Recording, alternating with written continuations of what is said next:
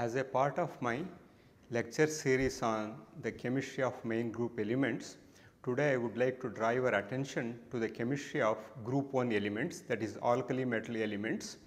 You all know that electronic configuration of alkali metals is NS1, that means they have only one S electron in their valence shell, and that since these electrons are loosely held, one can readily remove it, and hence all these alkali metal elements show +1 oxygen state. And you can see from here we have lithium, sodium, potassium, rubidium, cesium and francium. Lithium shows little different chemistry compared to rest of the elements in the group due to its smaller size, and with water they readily form hydroxides which are strongly alkaline in nature, and hence they are called alkali metals. Sodium and potassium are abundant, whereas lithium, rubidium and cesium are less abundant and they are in trace amounts, and francium is highly radioactive. You can imagine by just looking into the half-life of one of the isotopes, that is 223 francium, that has about 21 minutes. That indicates the extent of radioactivity francium shows. As a result, not much chemistry one can think of about francium. Chemistry of lithium is little different from those of other group members, as I said, owing to its smaller size. But lithium shows similarities to magnesium in terms of its properties, usually known as diagonal relationship. I would discuss about those aspects at the end of this series of this lecture. And sodium, potassium, calcium and magnesium ions are in large proportions in biological fluids. In fact, they perform very important biological functions such as maintenance of ion balances and nerve impulse conditions. Okay. And loosely held S electrons can be readily removed, and hence they have low ionization energy or ionization enthalpies, and all are most electropositive elements in the periodic table. In fact, alkali metals are most electropositive among the elements in the periodic table. They readily form M+ ion, and obviously M+ ion size is much smaller than the M ion as a result of shrinkage of its size due to the removal of that electron, and hence the increase in the effective nuclear charge. Atomic and ionic radii increases down the group as the size increases.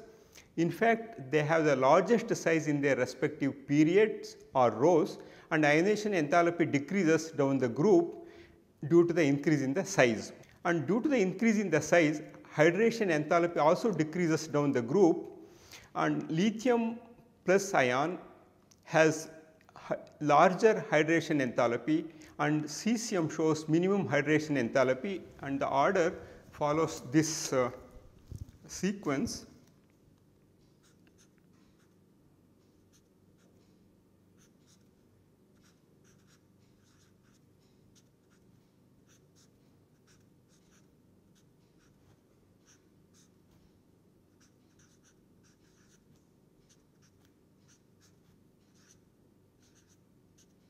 This is the order of hydration enthalpy.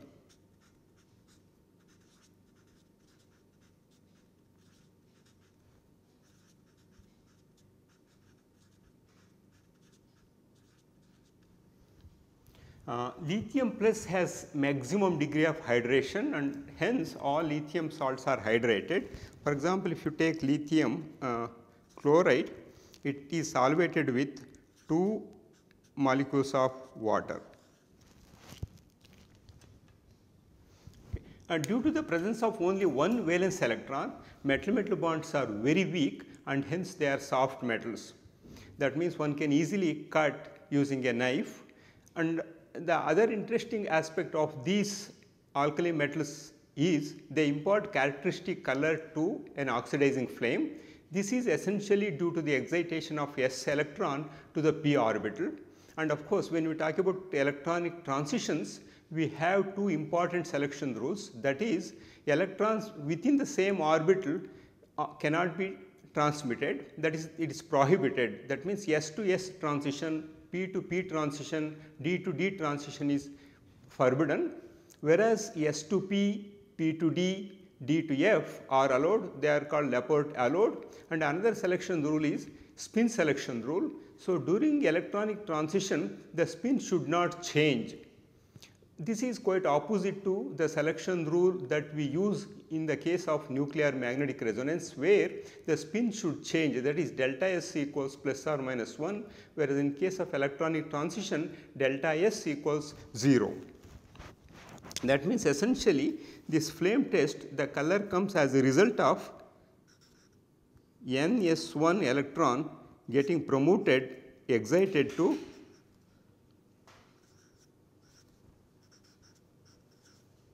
NP1. So, as a result of this one, what happens when these electrons are coming back to the ground state, they emit radiation in the visible region. As a result, color can be seen for the flames. For example, you can see lithium shows crimson red color, sodium shows golden yellow color, potassium shows violet color, and rubidium shows red violet, and cesium shows blues in the respective wavelengths I have given here. For lithium it is 670.8, in case of sodium it is 589.2, in case of potassium it is 766.5, and in case of rubidium and cesium it is 780 and 455.5 nanometers. The color also you can see from the slide that is shown there. So, when we talk about the chemical reactivity, we can think of a few things that comes to our mind. First of all, how it reacts with air. Air means it is quite obvious that how they are going to interact with oxygen. Next, how they interact with water, and then what kind of interaction one can anticipate when it is treated with hydrogen, nitrogen or halogens. And lastly, we can also look into their interaction with organic moieties and also behavior in liquid ammonia. Okay. So, let us look into the chemical reactivity here. Due to the high reactivity of these positively charged ions, they are exposure to air, they tarnish due to the formation of oxides, which in turn react with moisture to form hydroxides. For example, if we take lithium,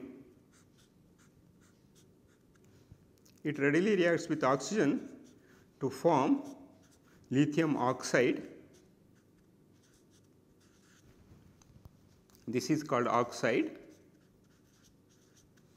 We have O2 minus, and sodium reacts with oxygen to form peroxide, not oxide.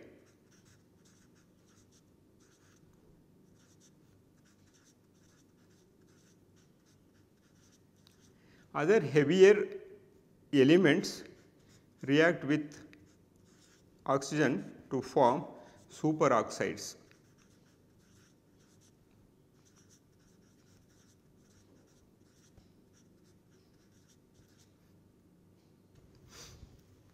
Where M is potassium, rubidium and cesium. So, you can see from this slide compounds and their interaction with oxygen and the resulting compounds. For example, lithium gives lithium oxide, and here anion is O2 minus, that is oxide, and the hydrolysis product, that means when they are treated with water, what would happen? In case of lithium oxide, OH minus hydrolysis product, sodium lithium hydroxide is formed. In case of sodium, peroxide is there. As a result, when it is reacted with water, it forms hydroxide and then hydrogen peroxide. In case of potassium, rubidium and cesium, we get superoxide. So, superoxide on treatment with water gives hydroxide, oxygen and hydrogen peroxide. So, let me write those reactions.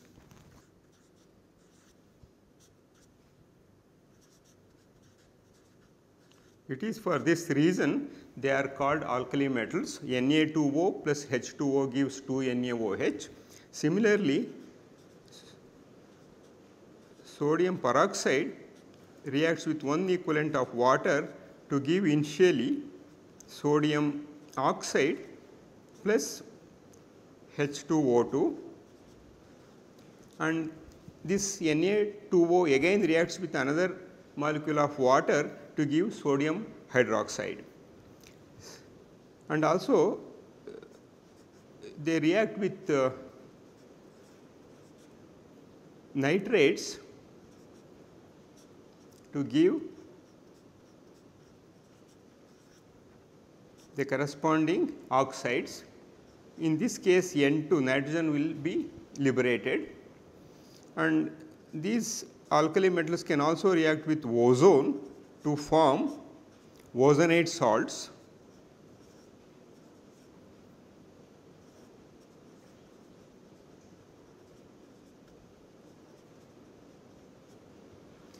So these ozonate salts have a unpaired electron. As a result, all ozonate salts are paramagnetic in nature.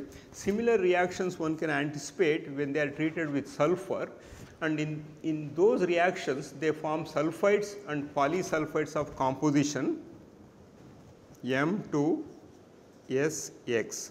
Let me write few reactions. Sodium on treatment with sulfur gives sodium sulfide. This sodium sulfide on further treatment with elemental sulfur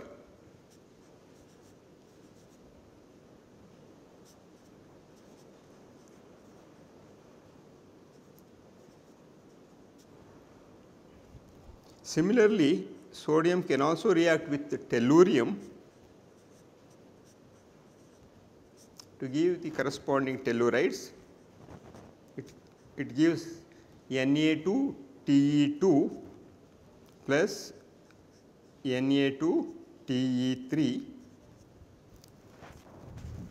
Cesium also reacts in a similar fashion to give cesium sulfide. Of course, further treatment of cesium sulfide with sulfur, elemental sulfur, leads to the formation of CS2S5. So these are some of the reactions with oxygen as well as sulfur.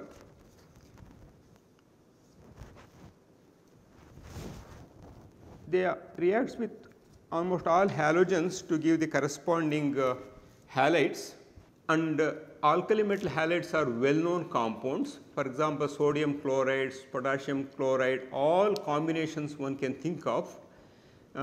Cesium chloride, cesium bromide, cesium iodide have the same structure, and sodium chloride has a different structure. In case of cesium chloride structure, the cation and anions both are 8 coordinate, that you can see from the structure I have shown on the right side.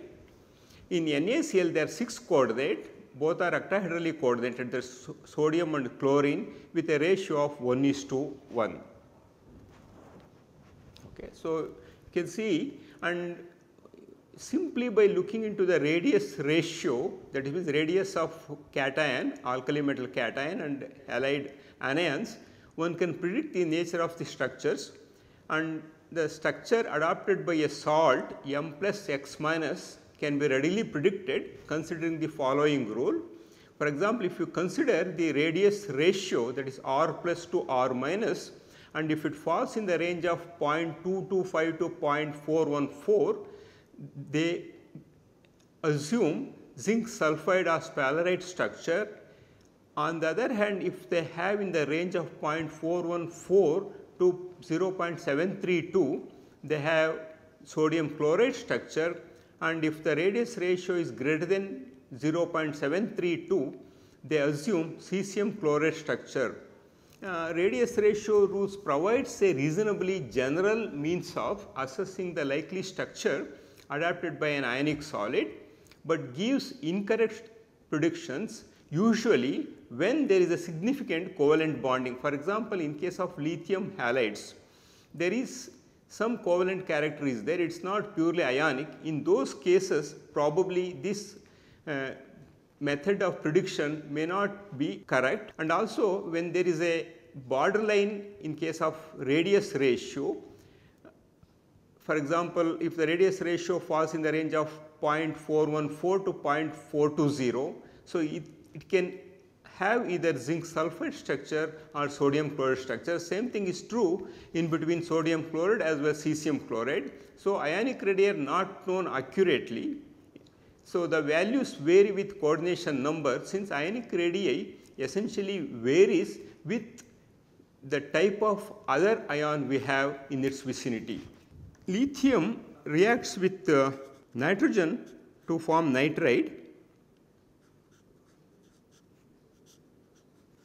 It is very interesting to look into lithium nitride. The salt is highly stable because of very high lattice energy from the very small lithium plus and highly charged N3 minus ions coming together. So, Li plus is highly charged and smaller in size, and N3 minus is highly charged and also smaller in size, and in fact N3 minus is formed by breaking a very strong NN triple bond having energy of about 941 kilojoules per mole. Essentially, the combination of these two gives the energy that is sufficient to break this NN triple bond.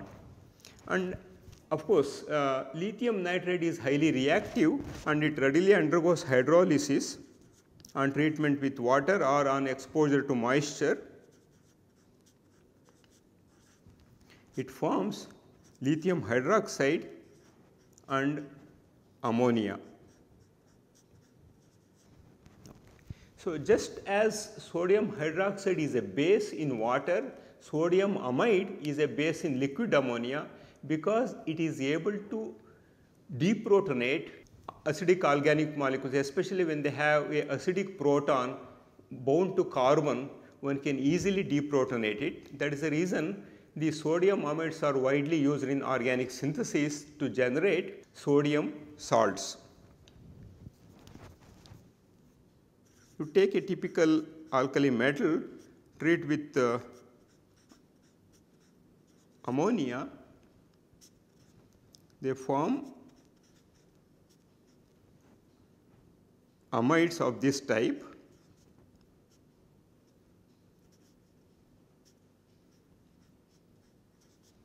Or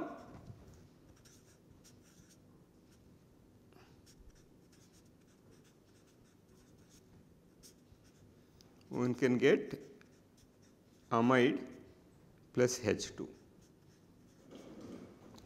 Of course, if you take any of these alkali metals, especially if you take sodium and put into liquid ammonia, the color turns blue because of the solvated electrons.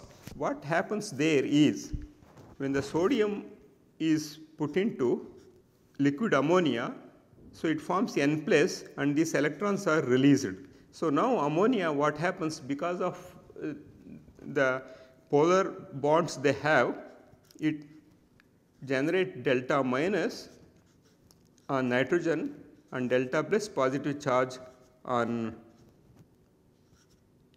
hydrogen. So, now this sodium will be attracted towards nitrogen, and whereas electrons will be coming towards this one. So, because of this solvated electrons, the color is blue in nature. And how it activates a acidic hydrogen in carbon can be seen from this reaction. For example, if you take a typical hydrocarbon where H is slightly acidic and treat with sodium amide, it readily forms a sodium salt with the formation of ammonia. So, now this can be used in various organic synthetic reactions.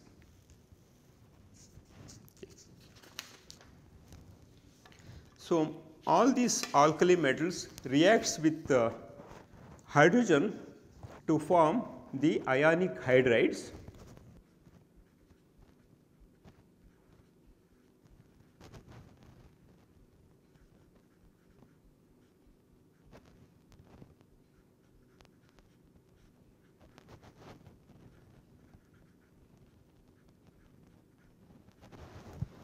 So, at 70 1073 Kelvin, lithium reacts, whereas potassium reacts at 673 K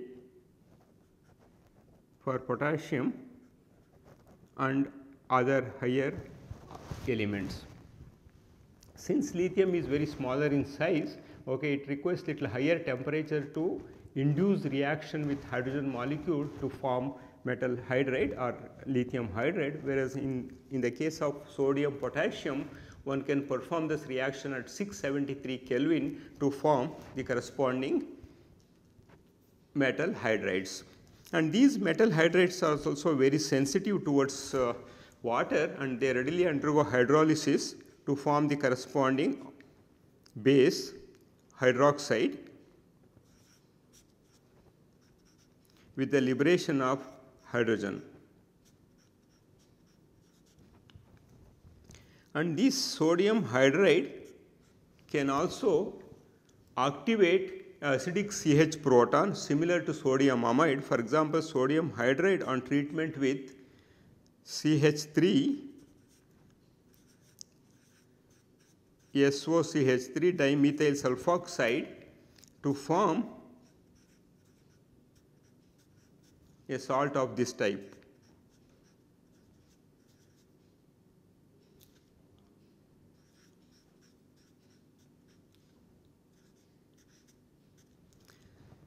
So, H anion is a strong base, can be used to deprotonate organic molecules, as I said, containing relatively acidic CH groups. How about the reaction of alkali metals with carbon? So, they react with carbon species to form the corresponding carbides. Let me write a couple of reactions. For example, acetylene on treatment with alkali metals liberate hydrogen gas to form the corresponding acetylide.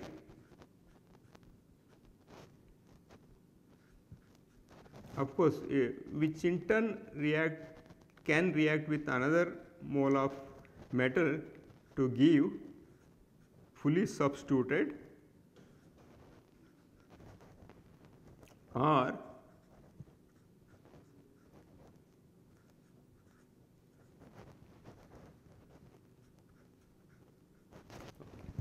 this reaction. So, ethane acts as an acid. You can see this is deprotonated and it gives the corresponding carbide, and of course, extensive organic chemistry is associated with alkali metals, especially with lithium, and organolithium reagents are extensively used in organic synthesis, and they find numerous applications in all aspects of organic transformations. And these lithium readily reacts with alkyl halides in dry hydrocarbons. You should remember non-aqueous medium. When we are reacting all these alkali metals with organic moieties, we should not use wet solvents, we have to use highly dry hydrocarbons. So, reaction of lithium with RX, a typical alkyl halide in a dry hydrocarbon like benzene, hexane, etc.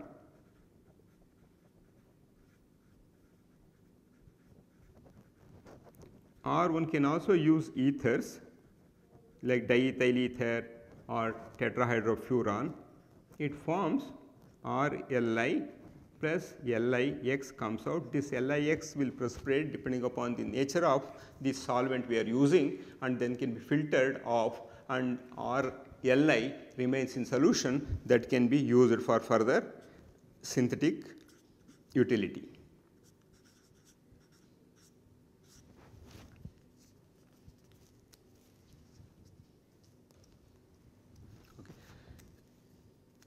These organolithium reagents are extensively aggregated together in the solid and in solution. For example, if you consider methyl lithium, how to make methyl lithium?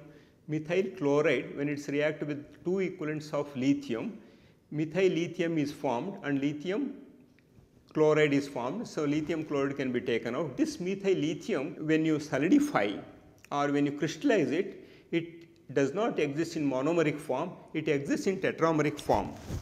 Alkyl halides, there are several ways to make them. One of the methods is treatment of lithium metal directly with alkyl halides in dry hydrocarbon.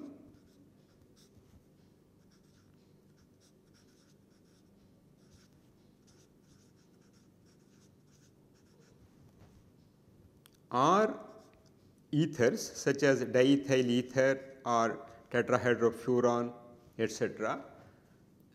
The reaction will lead to the formation of organolithium reagents with the precipitation of lithium halide.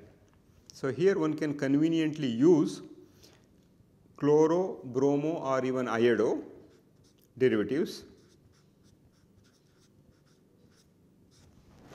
So, these organolithium compounds are usually extensively aggregated together in the solid state and solution state. The reason is very simple. If you just look into a typical RLi, say CH3 Li or methyl lithium, here we have one bond between carbon and lithium and the rest of the surface of lithium is exposed. Since lithium is coordinatively unsaturated and also you know the fact that lithium can get solvated. So, in absence of any other Lewis bases or donor solvents, what it does is it tries to undergo association to make some sort of electron deficient bonds to give temporarily coordinative saturation. This methyl lithium exists as a tetramer. So, how this tetramer gives extra stability, we can look into it. If you just recall your understanding of the methane using valence bond theory. So, we have here methane, you know the concept of hybridization, and before methane molecule is formed, carbon having s2p2 electronic configuration, what it does is it promotes the s electron to the p orbital to have this kind of situation. Now, we have 1 electron in s and 3 electrons in p orbital, and these 4 electrons orbital combine together to generate new kind of hybrid orbitals called sp3 hybrid orbitals, and each one having 1 electron. So, now this 4 sp3 hybrid orbitals combine with one orbital of hydrogen to form 4 CH bonds. Okay. So, now in case of CH3 what happens? We have CH3 and 1 with 1 electron is there, and of course, this one very similar to another hydrogen. It combines with lithium 1s electron to form CH3Li. So, now if you just look into it, S of lithium combined with sp3 of carbon to form methyl lithium, it is similar to methane, but lithium is not coordinatively saturated. In the tetrameric form, what it does is it has a structure like this.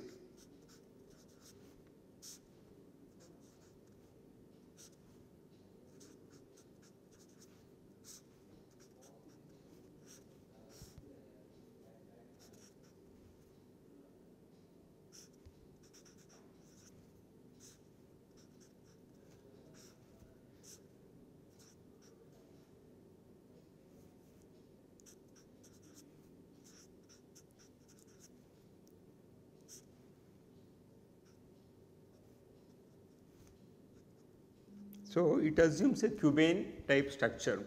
So, that means in cubane we have 8 corners are there. Each corner is occupied by methyl groups as well as lithium groups. That means alternate corners are occupied by lithium and methyl groups. So, if you see in the position of 4 lithium atoms, that can be compared to a typical tetrahedron.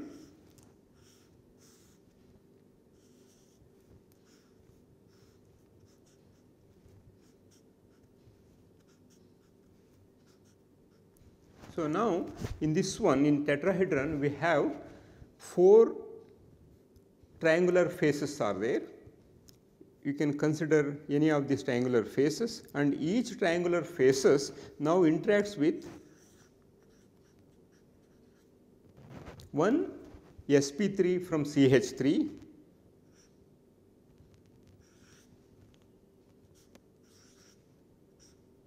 and this eventually gives a cubane structure, and of course, it is not exactly regular cubane, it is a distorted cubane. So, here if you just look into it, since 4 lithium atoms are there in the tetrahedron and each one has 1 electron, so that means for one triangular face only one of the lithium atoms can donate 1 electron. So, that means essentially when 3 lithiums are there in this particular triangular face, 3 are there, one of the lithium gives. So, that means basically here you have 4 centered 2 electron bond. That means 4 centered 2 electron bonds are formed. They are highly electron deficient. However, it gives some stability to methyl lithium, and this is how it looks like, methyl lithium, and you can see the crystal structure of methyl lithium. You can clearly see that is in purple is lithium atom, and these methyl groups are there with the CH shown coming out of the cube, and this is how the association gives some stability in solid state. Of course, when you take methyl lithium and add donor solvents like pyridine, tetramethyl ethylene diamine, this association breaks up and you get individual entities coordinating to some of these Lewis bases. And alkali metal complexes form relatively very few complexes with neutral ligands. Lithium salts are more soluble in solvents such as ethanol, ethers than those of other group members, and lithium is 4 coordinate, whereas sodium and potassium are 6 coordinate in nature. So, we can look into some simple coordination complexes here. As I said, stable complexes can be formed by multidentate ligands which can encapsulate the metal ion. For example, if you have like EDTA, ethylene diamine tetraacetic acid, of course, there we are not using for lithium, of course, in case of calcium we are using that one, but here in this case extensively we use a multidentate ligands called crown ethers and cryptands. Then you may be asking what is crown ether and what is cryptand? They are nothing but the polyethers. I would come to that one later. For example, here as I said, lithium can be tetra coordinated. So, lithium readily forms tetramine lithium complex, and these are all the crown ethers. In this crown ether you can see variable number of oxygen atoms are there, and it is a polyether, and since this is not planar and when it is puckered it appears like crown, and hence the name crown ether.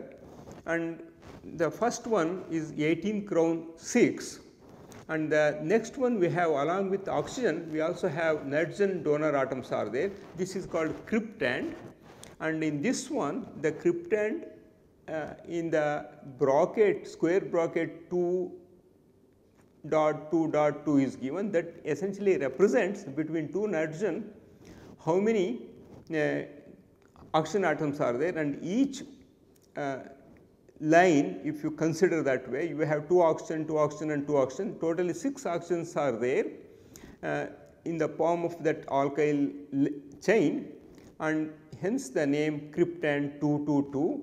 And if we have in between 2 nitrogen atoms, we have 3 oxygen atoms, it can be cryptand 333, or if we have 232, it can be called 234 depending upon the number of oxygen atoms, the whatever the numeral we are showing that changes. And here how it is 18 crown 6, I will show you this one.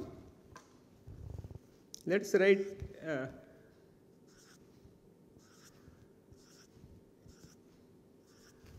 they are all linked by ethylene groups.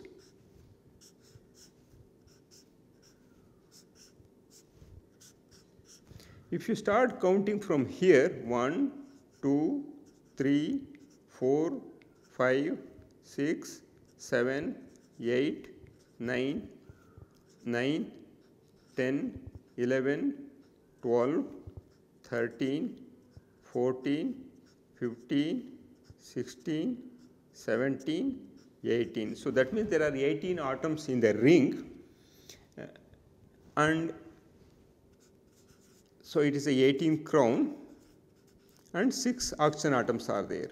So, this is how one can write the name for these crown ethers, and these crown ethers, depending upon the size and how many oxygen atoms are there, they can comfortably encapsulate these alkali metals to stabilize them. And cryptand, if you take again cation, if you take this one and treat with a cryptand, of course it is always reversible.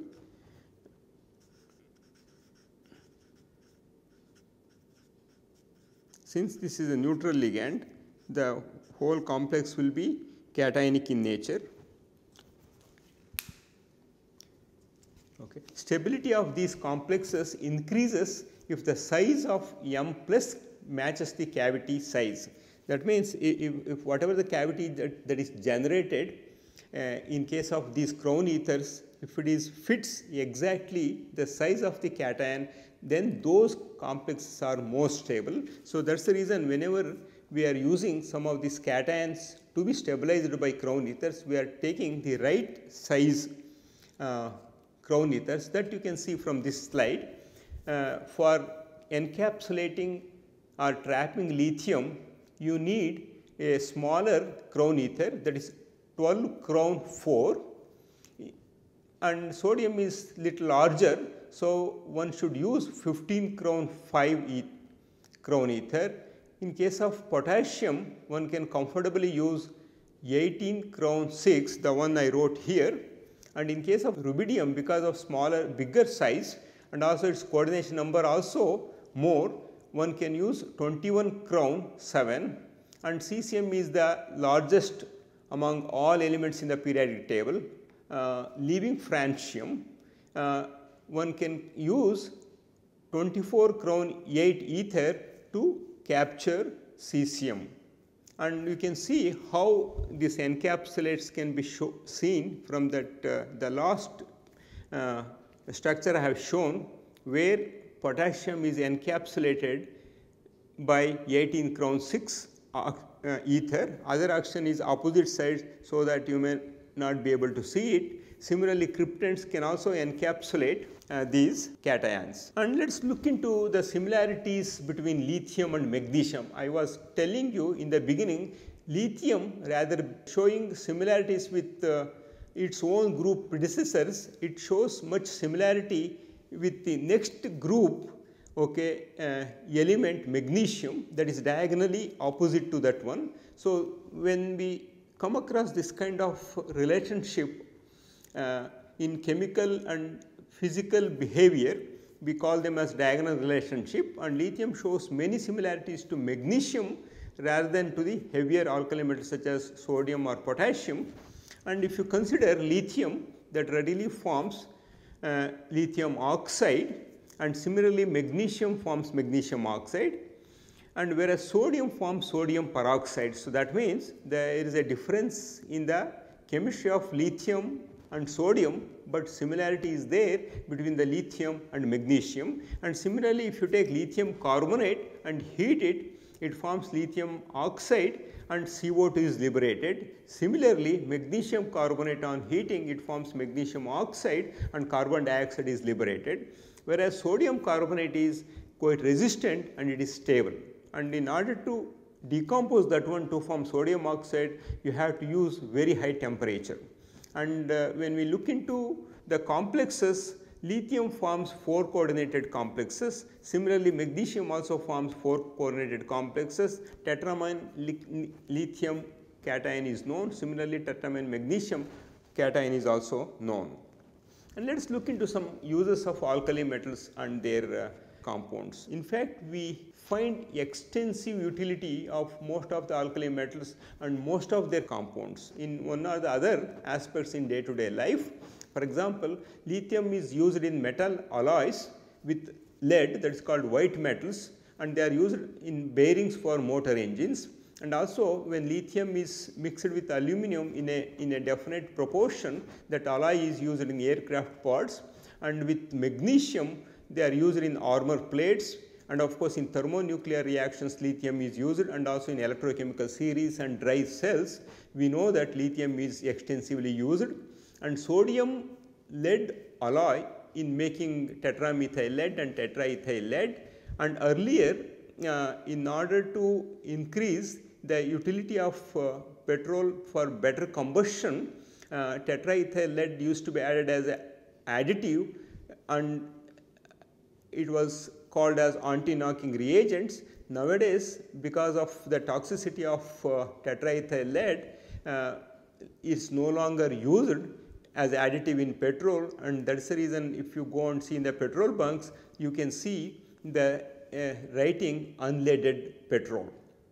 So, that means liquid sodium is used as a coolant in fast breeder nuclear reactors, and potassium plays a vital role in biological systems along with sodium, and potassium chloride is used in fertilizers, and also potassium hydroxide, sodium hydroxide are also used in the manufacture of soap, detergents and other things, and also to absorb carbon dioxide, and cesium is used in photoelectric cells, and we come across many more utilities. Probably you can look into any standard textbook to find out more applications of alkali metals and their compounds. And sodium carbonate, that is also called washing soda. Okay.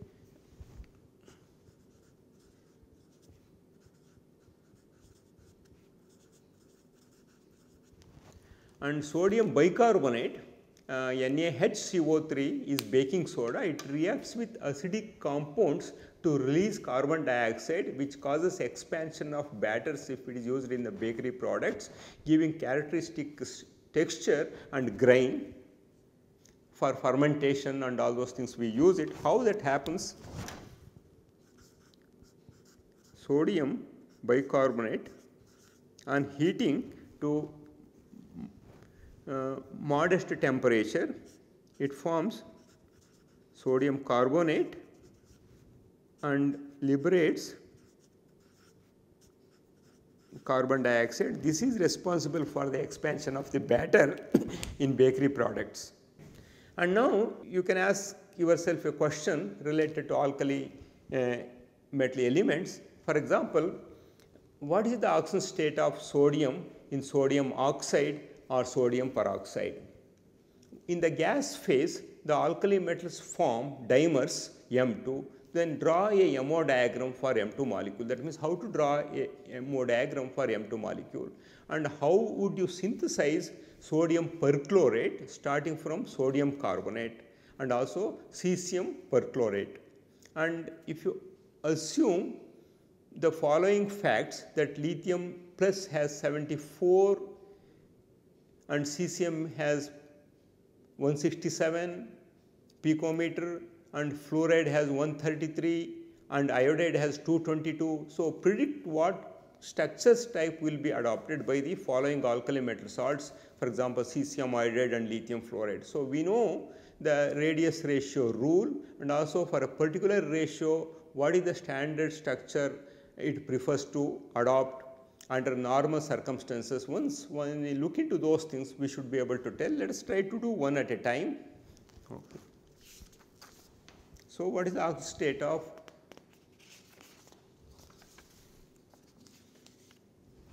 So, of course, whether you take sodium oxide or sodium peroxide, the oxidation state of sodium is +1.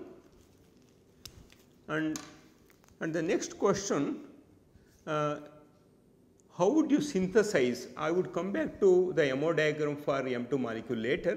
Let us look into the preparation of sodium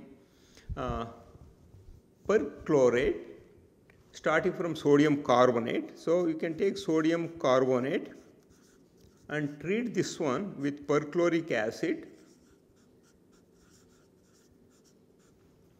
It gives sodium perchlorate with the formation of CO2 and H2O. So, this is how, starting from sodium carbonate, one can prepare sodium perchlorate.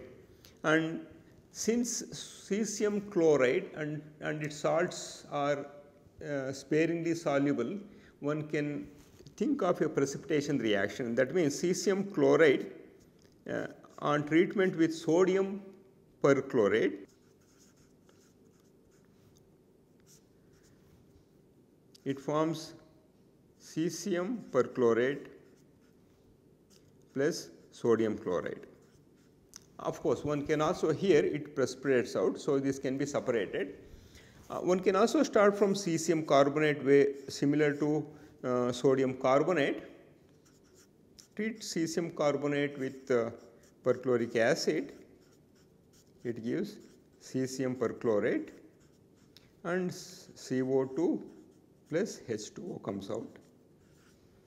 Or one can also start from cesium hydroxide. So, in this case, along with cesium perchlorate, water will be formed and there is no formation of carbon dioxide.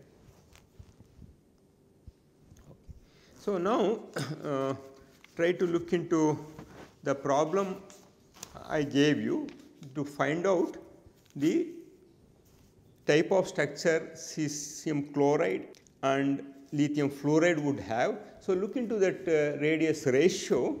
Let me write for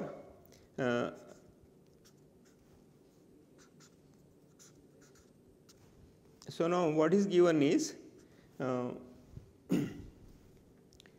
cesium iodide, it is 167 by 220.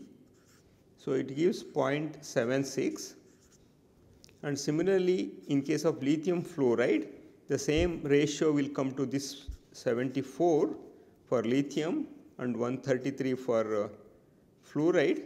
This comes around 0.56.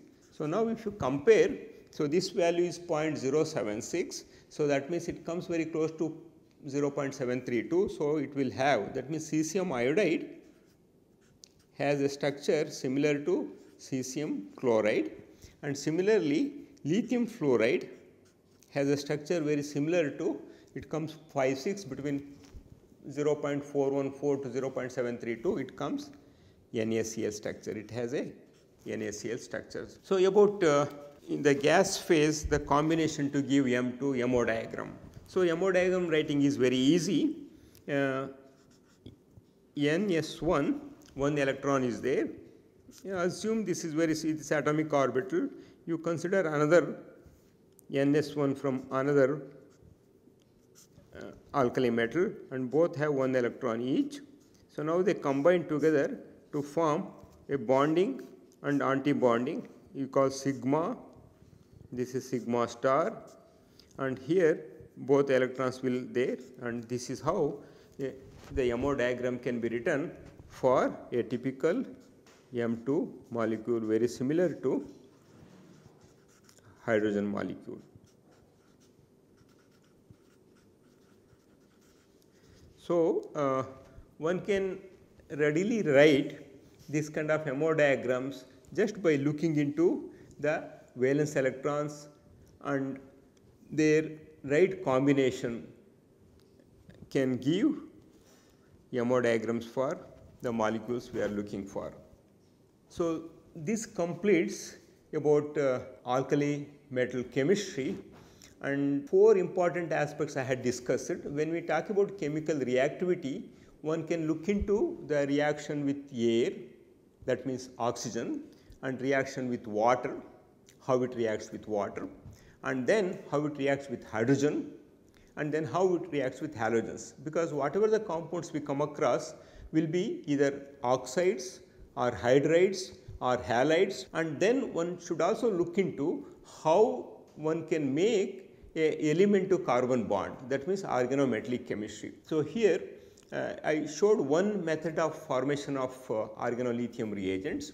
One can take alkyl halide and treat with 2 equivalents of lithium and precipitate out 1 equivalent of lithium halide and form 1 equivalent of organolithium compound, and organolithium compounds, and these reactions has to be carried out strictly under inert atmospheric conditions using very dry solvents because of their tendency to undergo hydrolysis to form lithium oxide, and eventually more water is there, lithium hydroxide. And organolithium chemistry is very extensive, and that is also very similar to Grignard reagents. Probably I would give more information about the utility of organolithium reagents when I discuss about the organometallic chemistry of main group elements. Let me summarize the chemistry of group 1 elements. So, group 1 elements and their compounds follow the periodic properties and trends with very little or no variations, and as you know, alkali metals are highly reactive and form basic oxides and water soluble halides containing M+ cations. The group oxidation state is +1. So, they all form M+ cations. Among alkali metal compounds, whether we consider hydrides, oxides, halides or even organometallic compounds, ionic properties dominate the chemistry, except in case of lithium because of its smaller size. All compounds of lithium have some covalent character. Nevertheless, the rest of the elements ionic property dominates. And in case of lithium, it resembles more of magnesium due to the diagonal relationship. That means the chemistry of lithium can be compared with the chemistry of magnesium. So, this completes the discussion on group 1 elements. In my next lecture, I will be dealing with the chemistry of group 2 elements. Thank you very much.